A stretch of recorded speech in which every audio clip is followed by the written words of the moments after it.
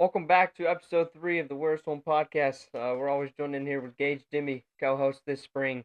Uh, we're at that game last night, game of the week. Tell me a little about it. It was a fun filming the game. First time back out there filming the game. Tell me a little about it. Yeah, I was excited to get back into high school baseball. Yeah, We're gonna go over the game a little bit later, but tell fun you stuff what. getting back out there. Having you're out there taking pictures too. Yeah, So tell you what. It was a little chilly. Got a little chilly yeah, out it did. there. We weren't ready for that. Yeah.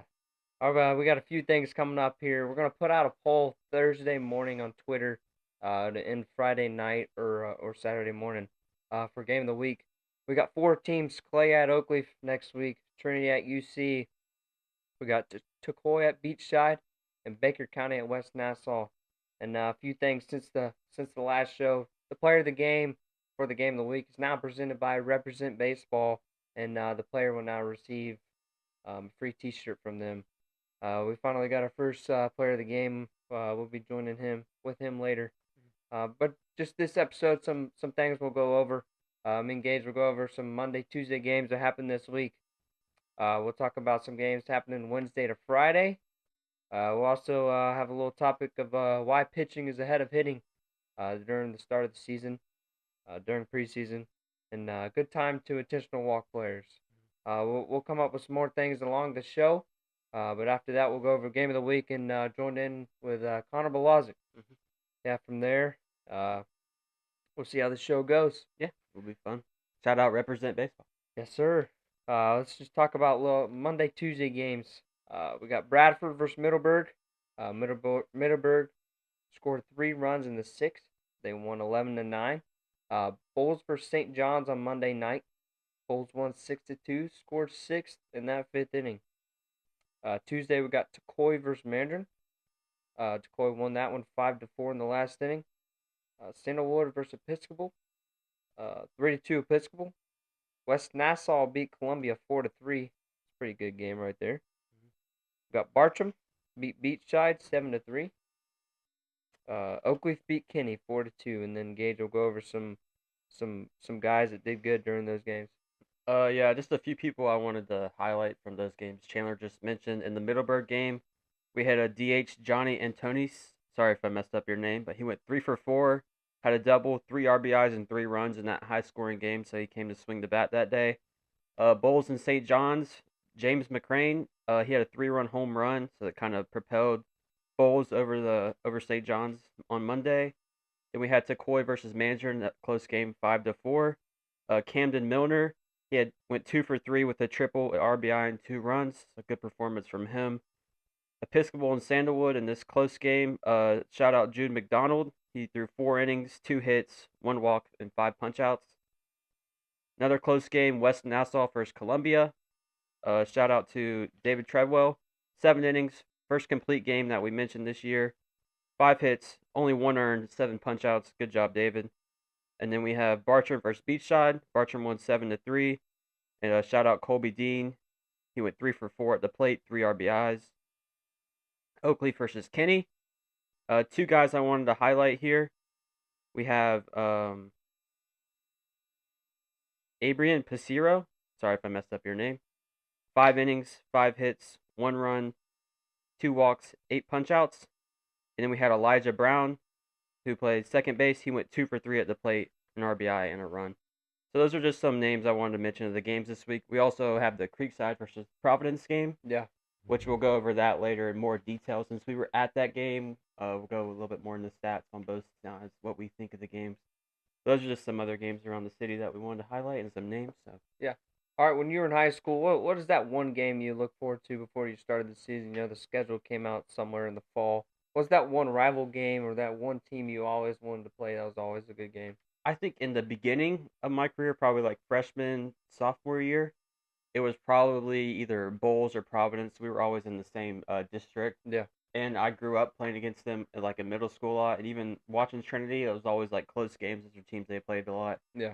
And so I kind of like playing against Bulls and Providence. It's always the schools in Jacksonville that you're gonna be in your district For that you sure. like Yeah. playing against. And I would say probably like my junior and senior year, it swung more towards St. John's. After that game, we played against them. In my sophomore year, a lot of people probably have seen the video of Ashton Nugent hitting the walk-off home run. Yeah. And so after that, there was kind of like a little rivalry built up. between St. John's and Trinity for those next couple years, which they had our number Yeah, pretty much every time. I think there was they only had one more. close game. I think they had more than just your number. Yeah, they pretty much beat us every time. Wasn't even close. But I would say I like playing against them, and I maybe mainly because my junior year I missed out playing because I got hurt. Yeah, So I was like ready to play, and I was like I missed out. We got beat by them 3 times junior year, so I was like senior year I wanted to play them, and same thing happened again. yeah. What about Same with Bulls for St. John's just the other night, Monday night. Um, that's the game you always look forward to. The Bulls versus St. John's. Bulls has never beat St. John's before. Fun fact. oh Before really? this game, yeah. So we ended that streak Monday. But Austin Stratman did a great job on the mound. Started on the mound, I think 3 or 4 innings. It was like Uh, 4. uh, I want to say 9 Ks. Could be wrong there, but lefty committed to UNF. Great guy, great teammate, great leader. Yeah, he Uh, looked good whenever I was at the went up to the preseason game. yeah, yeah. He looked good that day too. And then we got a game tonight. We'll go over some upcoming games coming up here soon. But yeah, Bulls scored those 6 runs in that 1 inning. Yeah, Kind of killed us from that can do there. it. It's a big Yeah, momentum swing too. They for probably sure. I wasn't there, but I feel like Changed the whole game. the energy probably shifted a little bit Yeah, from other dugouts. it's hard to come back when you score 6. We only have one. Uh, Nick Bowden hit the 1 home run, put us up 1-0, and then we were down 6-2. I think TJ Sunderhouse hit another home run, Hmm. 6-2. Um, but yeah, they had more hits. They hit better than us. They had a good guy on the mound, Levi Peachker. I believe that's how you say his last name. Zeke Ansley came in, and then the catcher Gabe Gonzalez came in. You know a little bit about Gage Hmm. or Gabe. Um, anyways, we'll talk about some upcoming games here coming. Obviously, St. John's versus BK tonight, Wednesday night at 6:30. Let's see, Baldwin versus Bishop Snyder on Thursday. West Nassau versus UC on Thursday. And then we got Clay versus Lincoln on Friday, which was like, I believe it was a regional matchup last year. Yeah. Had a few guys text me, asking me if I can come there. Anyways, um, the question, why do you think pitching is ahead of hitting right now at the start of the season? Why is it always like that?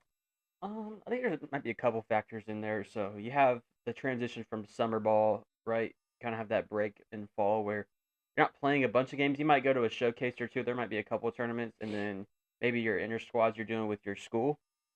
So from the hitter point of view, you're not seeing as much live pitching.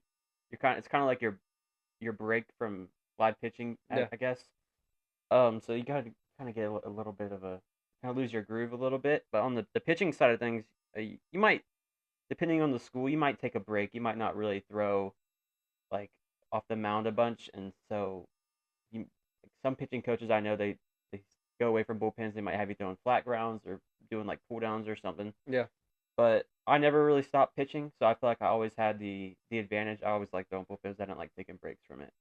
So I feel like when you kind of step into the box, you kind of have this is an advantage. Like you're not losing any of your stuff. You're not. Some people may, but like you're not having the feel. It's not going anywhere. So yeah. there's usually the edge for the pitchers. Even when you look in pro sports and MLB, usually the hitting kind of slacks a little bit, and it'll pick up through the end of the year, get into like postseason baseball, which is Yeah, always fun. yeah, I agree with that. You have that fall season. You don't play many games. Yeah. A lot of scrimmages, coach pitch scrimmages, sometimes live scrimmages. It's kind of light on arms in the fall. You kind of want to take it light because you have the high school season coming up. You don't want to cause any injuries or anything like that. I also feel like it has something to do with your approach as a hitter. Maybe I don't know. Tell me maybe what a little bit about you think though, because I'm not really Um, much into hitting. But when you're coming back from not seeing pitches in a while, does it take a minute to like read those breaking balls as much and to change up the off speed pitches? Is it easier just to like sit on a fastball and attack it? it's definitely difficult when you haven't seen it in a while. I Hmm. mean, you got to learn the strike zone again. Yeah. You got to learn how the pitches move. I mean, once you know how they move, but Yeah. it's different for every pitcher, and you got to pick that up again when you haven't hit live in a month. So for me, that's kind of hard for me to, just to see the ball all the way through the zone, Hmm. um, putting the right swing on the ball and stuff like that. After the fall, both the high schools I've been at, I mean, like the last month or last few weeks, the pitchers shut down. Hmm. The pitchers don't even throw the ball. I mean, you're saving up for that high school season, saving up the energy. And I mean the hitters are always hitting, but it's not like live pitching. Yeah, it's Uh, different angles you're yeah. seeing. Um, as Julian said, we had him on last show. Um, you always want someone throwing to you because Yeah. that's the most similar thing to live pitching. BP throwing from a knee, anything like that. And I agree with him there. You always want to see that. Um, I think all hitter hitters always hit on machines and stuff like that while the pitchers are shutting down. But it's just different when you see live pitching. I think also something good to do as a hitter when you're getting into as much as you can in the fall or even in the spring when you're leading up to games is when you have the opportunity to, if even if you're not allowed to do see live pitching, is to maybe like ask your coach or something if you can stand in the bullpen Yeah, and we should do that. just take a helmet on. You don't even have to hold a bat and just stand there and just look at pitches and Yeah. just get in that mindset back that okay, I need to get my timing down or get my foot down, whatever your thought is when you're hitting, just to get that mind going a little Yeah, I bit. know a few guys that got hurt during the season. I think it was last year or 2 years ago. They got hurt. They were out for a few months. Um, and our coach just put them in bullpens. Yeah, Just especially put a helmet on in and the you see season. the pitches. Yeah, because I mean, if you're coming back in the lineup and you're completely out of it, you're think about all the players who've been playing all season. Now you're even two steps behind them. You might lose your spot in the lineup because you're just so far behind. Yeah. So anything you can do to just get those reps in, even if it's not, if it's just visual, can help. All right, you're a pitcher. So how many bullpens do you typically throw uh, before you see live hitters in the spring? Um, I'm not too sure. So I was a relief pitcher at their submarine. So I like to throw my ideal like I guess week would be to throw come back on Monday, you have the 2 days off, so probably just get like a light long toss in, just get Yeah. the arm back, go like a medium to long distance. On Tuesday I would probably long toss and then throw like maybe like back up through 60 feet just so we're out there playing catch and just work on your pitches. Wednesday maybe go into the bullpen, throw like just like 15 to 20 just fastballs. Yeah. Just get off Thursday the slope. Thursday, take maybe a light day, and then Friday, I would prefer like maybe throw like a more intense bullpen, like around the 30 to 40 pitch number. I thought that was a perfect week for me. That's what I tried to do in high school. So maybe once a week, just depending on coaches too. I know, so like you said, you kind of get shut down. Like they kind of force you to shut down a little Yeah. bit sometimes. So it might be hard to like have your routine. So I would say you're getting at least though before you're seeing live hitters in a scrimmage or something. I would say around 10 or so bullpens, 5 to 10 bullpens. So you should have a feel of the zone. You should have a grip on all your pitches. You should be a little bit ahead of the hitters because Yeah. they're stepping in for the first time. You've already got 10 or so reps, you could say. Yeah. So there should be some sort of advantage going into that. For sure, you kind of brought us into like the next topic I want to bring up is routine. Did you ever have a? And it's kind of hard to have a routine when you're a reliever Hmm. when you're closing the game. Did you ever have like a certain drink you drink before the game, or did you have a certain routine you did, certain type of stretch or something like that before if you knew you were pitching? No, no, I wasn't really one of those people. It's probably a good thing to have a routine, especially as a starter. It's really important. You need to Yeah. get that routine going in. Even starting in the lineup too, you probably should have some sort of routine where in the cage or like once you go from cage, you should go stretch or stretch before the cage, whatever you like to do really. I was never big on the drinks. We talked about this a little bit the other day. Yeah. I maybe like my sophomore year or something like that. I used to drink a Monster Energy before I knew I was gonna pitch. Sometimes I didn't know if I was gonna pitch or not, so I kind of just got away with that. The only thing I would do is I do a little bit of yoga. On days I knew I would pitch or had a chance to pitch. Because I never base ran or anything. I had a chance to play in the field every now and then, Yeah. Yeah. but so there wasn't really much I would do. But we'd have guys do their things or whatever, and Yeah. I think it's good. It's good to I had have. a little routine last year. Uh, always hit 3 rounds before a game, which isn't a lot. Yeah. I like to keep it simple. 2 rounds of flips. Um, and then Coach Waz through BP, Waz Yeah. through BP, which was always money. Coach Um, Waz, he's not gonna like yeah, you he's not if gonna he like that. listens to Waz through that. BP. Um, 3 rounds. I never was a big machine guy. I Hmm. still don't like the machine to be honest with you, but definitely not before a game. Not a big machine guy before the game. Did you ever like focus on a certain like swing path or whatever through your first couple rounds? Like, did you focus on okay Hit the middle? other way. Yeah, like hitting the ball middle away. Yeah, that's kind of what I focus on Yeah. every round. but when you get the inside pitch, kind of hard to do that. Gotta yank him. Yeah. Um, I had a Red Bull before every game last year, which isn't good. Probably had Uh, 3 games a week. Might have one almost every practice. heart Trying to problems slow right down there. on that one Yeah, there, so I get your can heart beating a little last a bit. while. So this show can go on for a while. Um, had a Red Bull last game, but I need to stop. I need to stop doing that. I haven't really picked up a routine yet this year, but Little smelling smell. yeah, We had that. We you actually had had that. smelling salts Yeah, we one used year, to do yeah. that. I think my Eric Foraker, I think we yeah had him, we yeah. we used to. Everyone would take a sniff. That's something you probably shouldn't do Yeah, either. probably not. That stuff will make you freaking burn your nostrils Yeah, out. no. Um, yeah, I mean, I'm not a big routine guy. I mean, something small, simple. Mhm. We stretch as a team. You can't really control when you should stretch. Sometimes, yeah. I'm not a starting pitcher, so I don't have that huge routine. You think a lot of starting pitchers out there right now in high school. I mean, I know the MLB college they have Oh those yeah. routines. You think these pitchers in high school, you think they have like big routines and stuff like that? I think that some of them probably think they have a good routine. I think you probably develop that routine a little bit more if you're in college because you have think about in college, you have the whole day pretty much when you're playing a game, you have that whole day of like especially at home, you could show up to the field at what 8 in the morning, get your Yeah, mind right, whatever you like. I mean, you probably have and to you have you're every gonna have little to recovery thing you can do. yeah, you're gonna have to be there at a certain time, but whatever time you can get there and develop that routine. In school, it's a little bit different because I mean, the majority of kids, not all of them, some are homeschooled, but the majority of kids are showing up to school at 7:30, 8 in the morning, Yeah, gonna be there till 3 unless they get out early for the game, and then have that time from 3 o'clock to the game to get their routine. So it's a little bit different. It's probably a little more rushed. You say you don't have that time. Some people like taking it. I know at Trinity, we had the luxury. We have a locker. We had a locker room there, so we could turn the lights off sometimes, like 3 hours before the game, and just sit there in the dark. It's peaceful, yeah, like doing that. But probably, I think people need to have a little bit more emphasis on team. I think coaches could do a better job too of telling players to develop a routine. I know some of them do, but it could help. yeah. Some people need that routine. Some people need a structure. So I don't know. Are you superstitious at all? no, not one Not bit. with Not nothing. one bit. Never happened. No, if people like have to have like gum in their mouth or something, or they Yeah, have to do right in the sand before their at bat or something, that don't affect your at bat.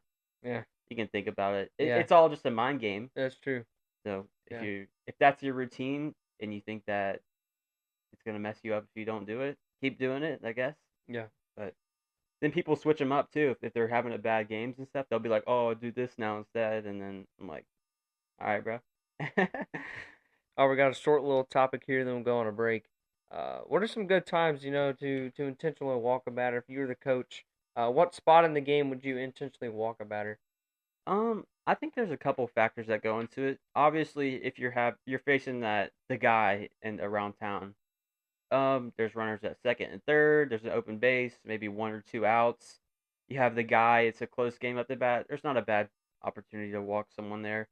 I wasn't a fan of it, especially when you're on the mound. And when you're on the mound, and coach says, "I'm gonna walk this kid," you're like, "Well, kind of don't think you can't think I can't get him out or Yeah, you don't something." believe in me? Yeah, So it has that little effect to it, but I think the best time to intentionally walk is in situations like me. I don't have a like overpowering stuff of sidearm, or you have a lefty, kind of someone who's more on the feel of the ball instead of just straight power. They have a power slider or a power fastball. It probably could do a better job walking someone there, especially if like you have a righty on the mound, lefty hitter. They're gonna be able to see your stuff maybe a little bit more, or you have a lefty, crafty lefty, and a righty at the plate, and you have a lefty coming up on deck. I think that's a good chance to walk someone there because then like when you're the touch and feel pitchers, you're gonna work best on the hitters that are on your arm side yeah, because most of your pitchers are probably going to be breaking away. They're gonna have more break on them. They're not, and your fastballs too are gonna have some sort of run, so it's good to differentiate there. yeah, But I don't know what you think. I just don't. There's always people say, "Oh, you should just pitch at them." There's always like the should have, should not yeah. haves That's when in everything. you don't know the outcome. Yeah, It's just a coin flip. You could have got the guy out. He could have hit a double. So it's hard to say as coaches, and then people will look back at the coach's decision to walk that kid. If the next kid gets a hit, they're walking to be like, "Oh, you shouldn't have done that," or whatever. yeah, But yeah. you can't really say. So Can't it's really really guess what happens. it's based on the outcome, really. And I Yeah, guess you could play by the numbers too, if you're like the numbers guy and yeah. what the numbers say. I'm not sure what the numbers I say agree on with you. Fifth to seventh inning, guys are runner, second and third, close game. open base, like you said, I think you should walk the batter. If it's a good power threat, had a good game or something like Mm-hmm. that, which happened last night. Yeah, That happened we've seen last night. that. We'll go a little bit over that later as we're talking to Connor. Uh, Anyways, we're running a little bit out of time here. Let's go on a break, and we'll join in back and talk about the game of the week yesterday. Mhm.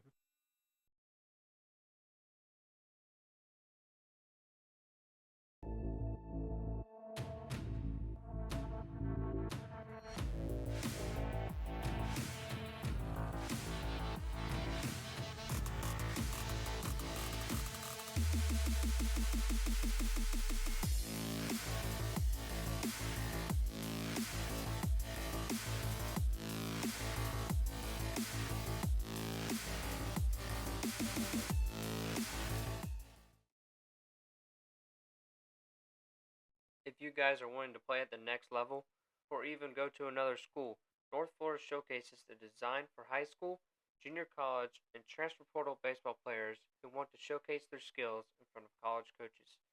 These events also provide the latest metrics, including batting exit velocity, throwing velocity, 60-yard dash times, and more.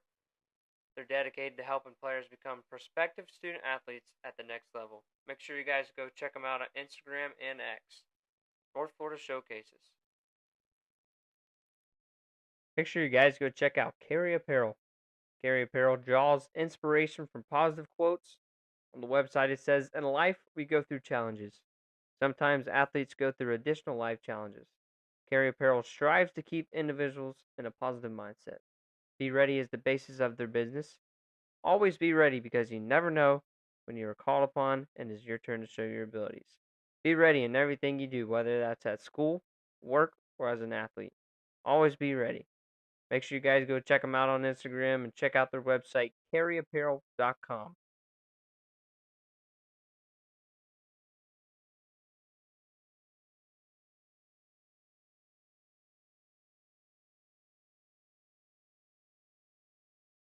All right, we're back from the break. The game of the week last night, Mhm. it was a pretty good one. Yeah, Providence versus good way to Creekside at start the season. Providence. Supposed to be a 6:30 start, but they got the fog the night before, so they thought about starting it early. It was about a 6 p.m. start, Yeah, so I think somewhere around closer to there. like 5:45, 5:50 is Yeah, when the first pitch somewhere happened. around there. It was a pretty good game. Of course, as we talked about earlier, pitchers are ahead of the hitters right now. Yeah, which was Um, true last night. Seen, yeah, was it 20 strikeouts last 20 night out of the strikeouts. 42 total outs? So, Yeah, which is pretty normal. So, I wouldn't say there wasn't too many barrels last yeah, they're night. not. Not a No, lot of I barrels. think Creekside had 3 hits. Providence maybe had 5 or 6. Yeah, they had a little more hits. Which the hits that they did have were good hits. Now Yeah, they were. they weren't They were. really dinks or anything. The hits were barrels, but outside of the barrels that were hits, there wasn't really Yeah, much of juice balls anywhere. A couple. kind of what we expected though. I mean, it's first game of the season. Hmm. Great coaching on both sides. Like you said earlier, uh, the first show, you put out the rankings. You said Creekside's always a scrappy team. Yep. The good coaching and stuff like that. They Great got the defense. pitching, Yep. and that's exactly what we saw last night. Yeah, we did. So we seen Creekside come out. They got out hit, but they manufactured more runs. They took advantage of the opportunities they had. Yep, Pitching, they looked a little better. They looked more clean on the mound. I agree. Not a lot of free bases left up. And then also defensively, they look solid. No errors, which is always a good thing. If you can't make errors, you're gonna win games. There was a base running mistake. I think they got picked off once, Yeah, which first. was like a pickle ended up happening. Yeah, Yeah, right, right, which that could come back to hurt you a lot. for sure. Which I think it did. They ended up not scoring that inning Yep, you're right. because they had first and third, one out or no outs. I think there was. I think it was no out. It might have been no outs. I think might have been one, but I whatever it was, don't it know. ended up having a chance to score there, and they couldn't pull through because of the base running error. So Yep. Gage Dimby, he was there, filmed the whole game. He'll be out this weekend on YouTube, Saturday or Sunday. Got to get that done. Got to get the pictures done. It'll be out sometime Thursday or Friday. Anyways, we're gonna go on the share my screen, go on the Twitter feed, and kind of give you guys a rundown on the game. a few clips that we have.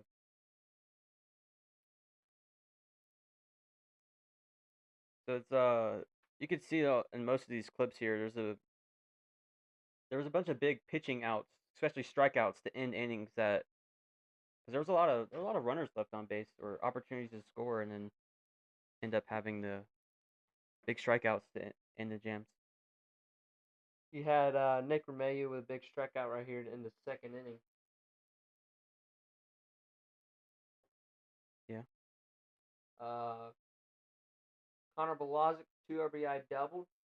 Put the Knights on the board right there, 2-1. We got Ryan Walls here with a strikeout to leave the runners stranded. And then Nick Romeyu with another big strikeout to get out of the inning. Like you said, there's a lot of big strikeouts Yeah, it was. in this game. Most of the big outs were all punch outs. You see, here's Preston Matricardi, who says, I think what we saw, he topped out at 91 Yeah, tonight. He might have, that was his PR. yeah, Post on Twitter. yeah. So PR. he big strikeout here, got the fastball revved up for this out. 91 mile an hour. In the fifth inning, 2-1 still. Drew Williams with a hit and run. This was a nice hit and run single to right field, and then after that was the base running Yeah, mistake. right there. So there was one out. They had a good opportunity to score, and the base running mistake could have had an insurance run, which they didn't end up needing.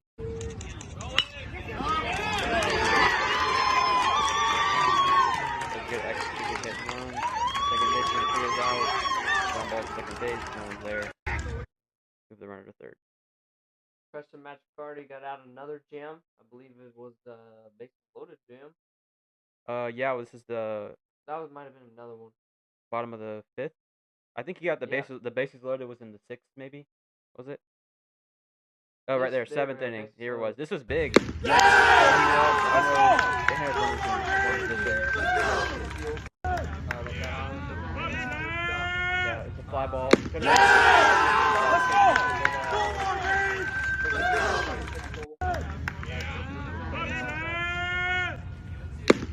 And then we got final two. We got video on my phone of Connor Balazic's But we do double, have, but we do have it filmed on the camera, so we're gonna pop that up real quick.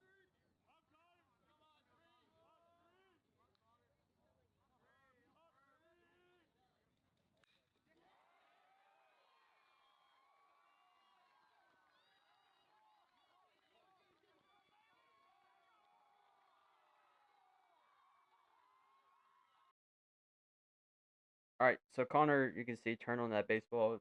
Turned out to be the key play of the game, really. Scores both the runs for Creekside, but we're going to go over a little bit of some numbers for both the teams, specifically starting off with this Providence lineup Providence, here. Yeah. Box score. Top was, of course, the batting lineup, and then bottom is who pitched for them. Yeah, we can see they got 5 hits this game. They out hit Creekside. Notably, the big hit, Grant Shepard's triple in the bottom of the first. Yep. Scores that one run. Yeah, Landis came around and scored. So that was pretty much, we kind of look at that game. You see, okay, Providence coming out swinging hot. Couldn't really get the bats rolling the rest of the game. They had opportunities to score. A couple times they left runners on. But big thing, just the pitching on both sides of the ball tonight. So Ryan Walls, 3 innings, only 2 runs, 4 punch outs. You got Preston Matricardi also threw 3 innings, had only 1 hit, 7 punch outs. We've seen a couple of those. Yeah. For big strikeouts that he had.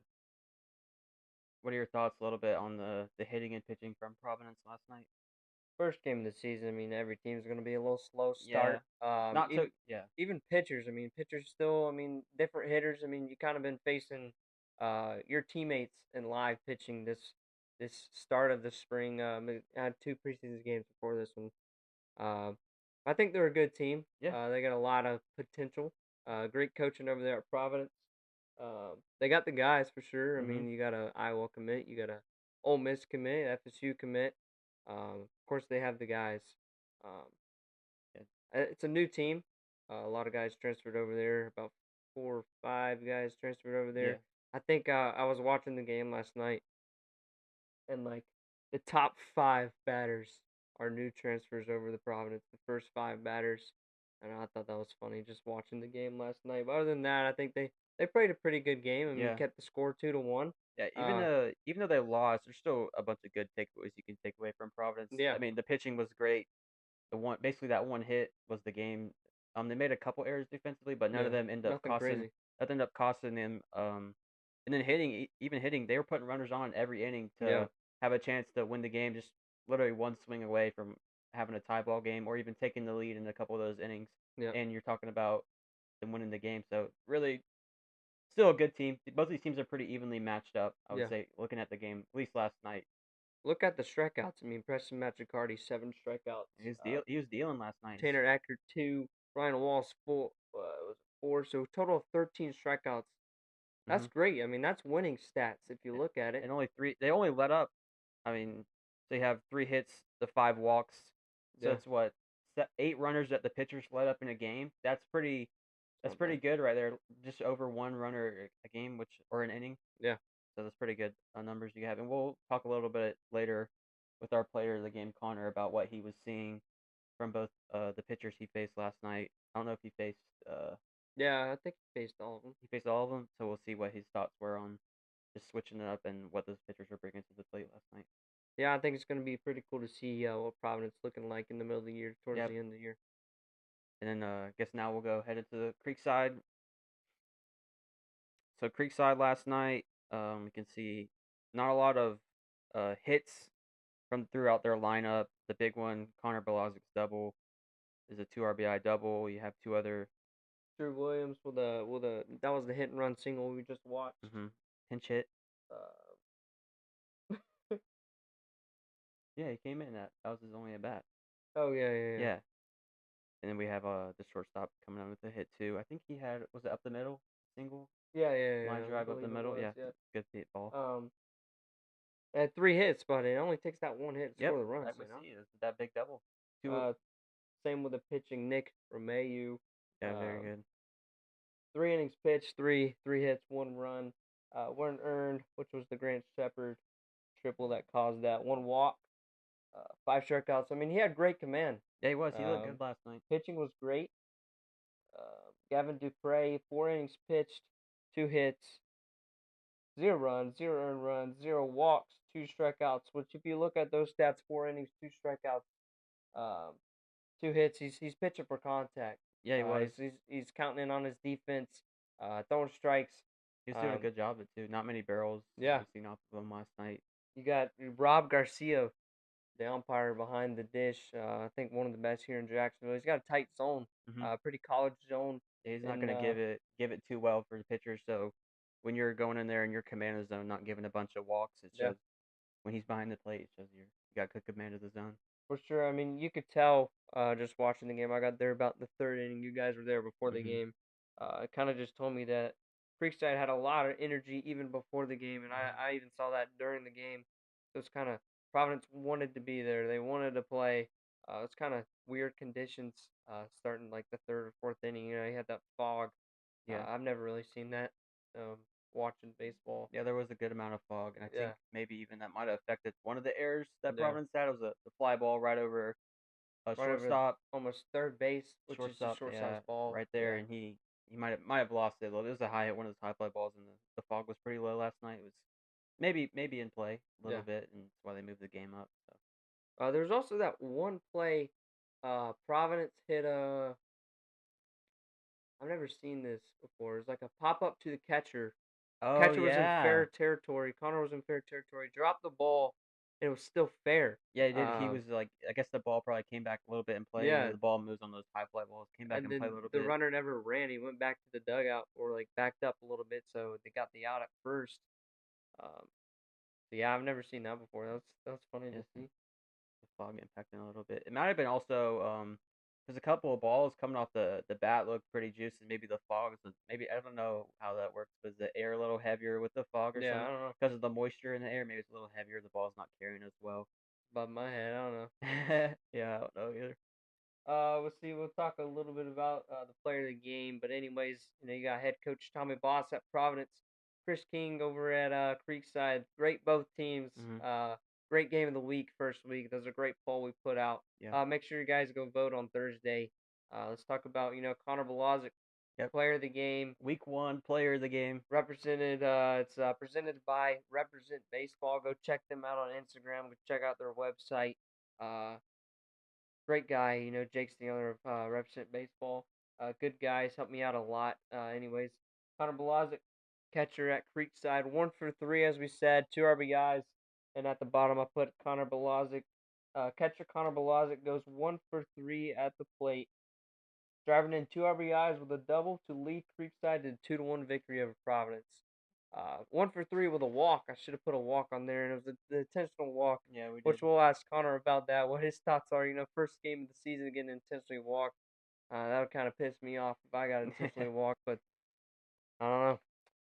What do you think? If you're in that situation, they're about to score again, maybe one out, runners on first and second, Second, uh, second, second and third. third, they Yeah. intentionally walked them. If that was you in that situation, well, would you be mad? Would you be like, let's do this next batter, let's get a hit right here? What would? On the mound, No, if you were hitting if there, I was hitting, I would. I mean, as a competitor, you always want you to be in that moment you dream about as a kid. You always want the big yeah, moments on the big stage or whatever. So you're gonna want to be in the plate. But I guess transitioning, okay, he intentionally walks you. You're already in what was it 3-0 count, I think. yeah, it was 3-0, yeah, 3-0. So I mean, you're in your mind, you're thinking, okay, he has to come. This next pitch has to be perfect for me to take a hack at it. So you're already like maybe in the walk mindset. So it's a little different than stepping up in an 0-0 count.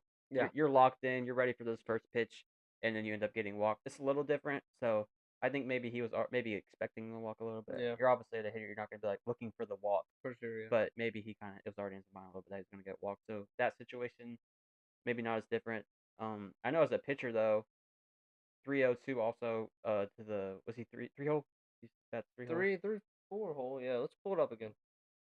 Um, Yeah, three yeah, hole, 3 hole. So I mean, 3-0 to the 3 hole. There's a free base. yeah. Not the worst walk. I mean, it's not Yeah, like it was a 0-0 count. And that's a risky move though. Put the 4 hole up. yeah, it is. Could have turned out bad. You also get the how many? I don't remember how many outs there Yeah, I were, don't remember. but Probably could one or two could outs. have been the double play ball Yeah. possibly too, setting that up. So I mean, you see, hey, Preston was throwing last night. He's 7 punch outs. yeah, So good decision good to by see. Tommy Boss over Yeah, there. I he mean, ends up worked getting out for him. yeah, he ends up getting a strikeout. I think Yeah. right after that. Connor Balazic, class of 2027, catcher, third baseman. Uh, if you keep up with high school baseball here in Jacksonville, you see it on Twitter. They played BK in the preseason. Absolute bomb Connor hit. I've seen that video about 5 times. I wish we could pull it up. Um, but yeah, that was a bomb, and Connor's gonna have a great season. Creekside, Chris King, they're gonna have a great season. Great win last night. Hmm. Perfect week one game of the week. Um, we'll be joining here with Connor shortly. It's working some things out, kind of trying to join us, connecting to the Wi-Fi, stuff like that. But anyways,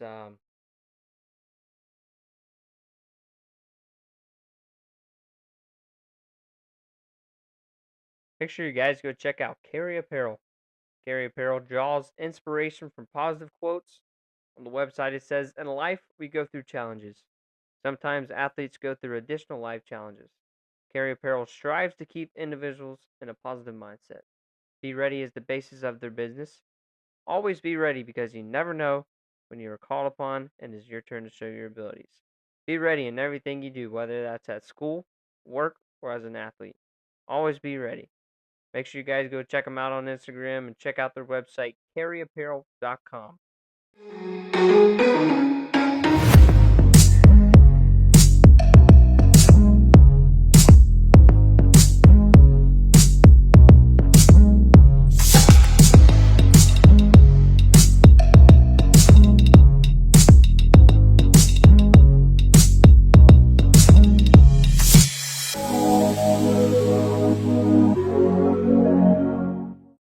If you guys are wanting to play at the next level or even go to another school, North Florida showcases the design for high school, junior college, and transfer portal baseball players who want to showcase their skills in front of college coaches.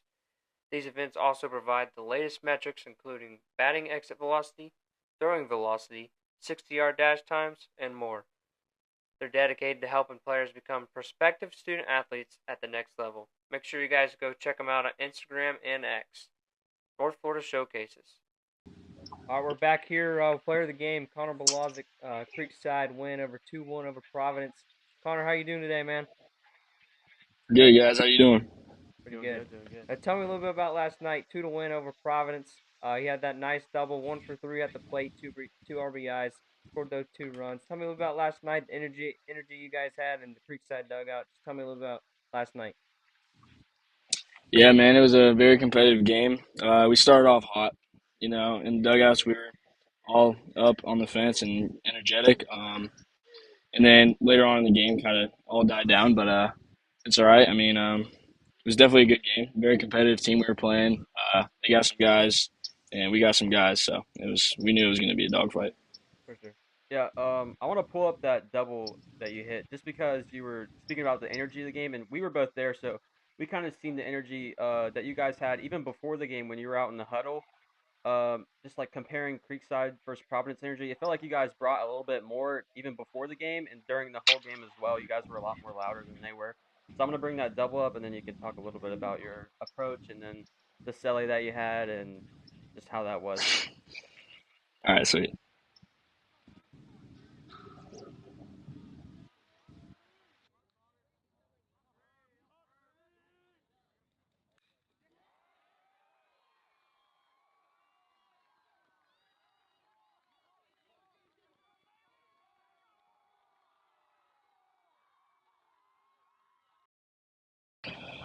There we go. Yeah, if you want to give us your thoughts about that at bat specifically, and just the energy that was you felt during the game. Yeah, man. So that I bet I was definitely going in there looking for the spinner because that's his favorite pitch to throw. That's definitely one of the best pitches I've seen this off seeds. Knowing he's a dude committed to Ole Miss, so knew we were going to get a lot of those. So first at bat he blew a fastball by me, so I was making sure he didn't do that. My second at bat, and I saw spinner first three pitches off him, and then he finally gave me a fastball, and I didn't miss it. Drove it down the line, got a double on that. Sweet. So like you said, Ryan spins it pretty well. So you faced a righty who has can spin it pretty well, and then you also faced a lefty after that who could run it up there and lower nine. So talk us a little bit about switching from the right side to the left side, the angle on that, and then what was your approach going to the later at bats? Yeah, definitely a big challenge for us. Seeing a righty mid 80s to a lefty with good run, good rise on his fastball in the low nines. Definitely very challenging. Couldn't really see it well because of like there was a lot of fog during that game, Yeah. so I couldn't really see the ball well. But I definitely was seeing pitches out of his hands. Mhm. First at bat against the lefty. Saw good fastballs. Blew one by me at 91, so that was actually his best pitch of the night. Mhm. And then my next at bat off him, I was seeing the ball way better than I did against him the first time. And then I got the 3-0, and then they put me on. So Yeah, we kind of talked a little about that earlier. Intentional walk. That's kind of got to make you feel good about yourself. You know, the last inning, somewhere in the last inning. What do you think about that? What was kind of your thoughts on getting intentional walk when you could have scored some more runs right there?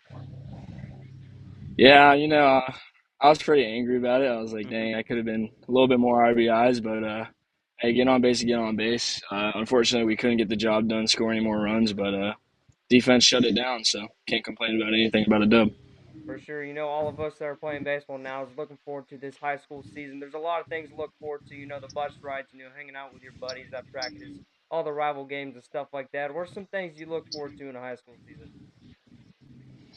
Yeah, I'm looking forward to all the trips we're gonna take. We're gonna go to Georgia and next weekend, and then we'll be down in Daytona Beach for a tournament. I'm just looking forward to having fun with the guys the rest of the season. Last year was with this team was definitely some of the most fun I've ever had playing this game. Yeah. So definitely look forward to see what this season holds.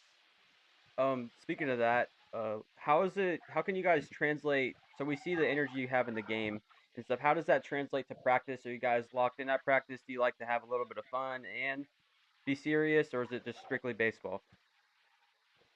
Yeah, in practice it's kind of like strictly baseball. We don't really mess around that much, but normally it's like days that we come out like early in the morning. We'll hit some BP and stuff. We'll have a little bit of fun then. But right now it's just we're locked in. Chasing after a state title this year, so we got to start early. Yeah. You had not a bad freshman season last year. You batted 265. Tell us a little about last year's teams and what the difference is of what this team is this year. Yeah, last year's team, we weren't starting out too hot, especially at home. At home we started 1-6, and then away we started 6-1 actually. So, we were pretty even with away and home games. But last year, I mean, the team there was just a special connection with that team, And this year we're definitely translating that to this year's team. And right now we're all locked in, we're all dialed together. So You mentioned a slow start at home compared to being at away games. Do you prefer to hop on a bus or hop in the car and ride a little bit and get out and stretch and play, or do you like that little break after school, maybe chill out a little bit and then show up at the park and compete? nah, I mean I love getting out of school, going to hit BP at our field for a little bit, chill out, wait till the other team gets here, and then get to going. I don't mind the away games, get a little pregame meal in the car before that, and then once we get there, we got to get stretched quick. So I would much rather home games. Yeah, there's always that one game you look forward to every year. What's that one game who's that team you guys play you look forward to playing this year? That's tough. I'd definitely have to say either Lincoln or Trinity. Trinity, we beat them last year. That was a great game. And then Lincoln, we played them at their field last year and didn't go our way. So definitely looking forward to get back at home this year. So For sure. And so that game last night, we had, or I ranked the teams a little bit before the season started. I ranked you guys in at, was it five? Yeah. Yeah, and Providence at four. yeah. No. Which coming to the season, you don't really know who's gonna do what really. So like, how does that? Do you guys look in the rankings at all? And then like, do you guys like compete? Like, oh, we want to be number one ranking, or does that matter? You just care about how you're playing internally. Yeah, sometimes we'll get a little defensive about that. When we saw Providence above us, we were like, it makes sense. I mean, I don't think we beat them for a while, Yeah. other than this year. So I mean, it definitely made sense, but we were definitely a little aggravated and wanted to prove that we're better than them. So Well, you Yeah. did that. For sure. Head coach Chris King, he might be joining us in later, depending on his schedule. You kind of talk about him as a coach. How do you like him as a coach? And what was kind of his goals coming to this game last night, first game of the season? he's a great coach. He definitely pushes us to our max. Yeah. He gets on us, but when he gets on us, it means he's showing that he cares for us. Because if you're not getting like pushed, then he doesn't really like you. So definitely see a lot of push from him to all of our guys. So great coach. Does everything like everybody can ask, and yeah. For sure. It's going to wrap us up real quick. This player of the game, Connor Belazic, class of 2027 catcher. Representing baseball is going to be sending him over a T-shirt here in the next week. Thank you, Connor, for joining us, and good luck this rest of the season. Thank you guys for having me. Yep. That was a great interview with Connor Velozic, player of the game for the week one game of the week. Providence versus Creekside. Creekside comes out 2-1. Chris King wasn't able to join us. Our times didn't line up. Excited to see what Chris King does over there at Creekside, and maybe we'll have a little interview with him again if he has a game of the week again. Anyways, the game footage will be out sometime this weekend. Uh, Pictures will be out Thursday, Friday, and then we'll also have the new pool for week two game of the week coming out Thursday. Poll might end at 12 a.m. and then or maybe Saturday morning, not sure yet. But the four games are Clay at Oakley, Trinity at UC, Tokoi at Beachside, and Baker County at West Nassau. Anyways, great episode. Hope you guys enjoy. Make sure you like and subscribe, and we'll be back next week. Uh, Stay tuned. Follow the Instagram, subscribe, follow the Twitter, follow the X. We got some updates going on, and we'll tell you what the game of the week is. Stay tuned on Instagram this weekend, and watch that new game footage. Watch the whole game we just filmed yesterday on YouTube.